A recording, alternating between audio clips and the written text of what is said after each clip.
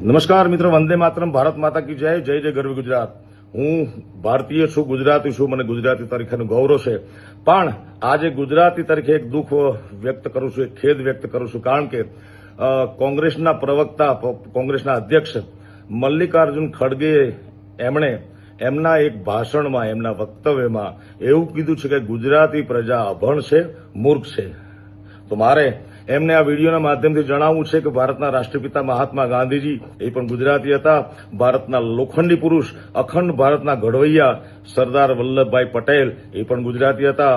ભારતની વૈશ્વિક લેવલે ઊંચાઈ આપનાર આપણા યશસ્વી વડાપ્રધાન મોદી સાહેબ, અમિત શાહ સાહેબ એ પણ ગુજરાતી છે. ભારતના ઉદ્યોગ જગતના મહાનદાતાઓ અંબાણી પરિવાર, અદાણી પરિવાર એ પણ ગુજરાતી છે.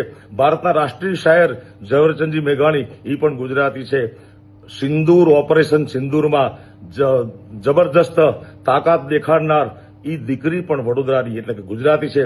તો ગુજરાતને તમે કઈ રીતે મૂર્ખ કહી શકો, કઈ રીતે અભણ કહી શકો? એક ગુજરાતી તરીકે આ કોઈ દી સાંખી લેવામાં નહીં આવે. મને આનો ખેદ છે, જેની ગંભીર નોંધ લેજો. જય માતાજી, વંદે માતરમ, જય જય ગરવી ગુજરાત.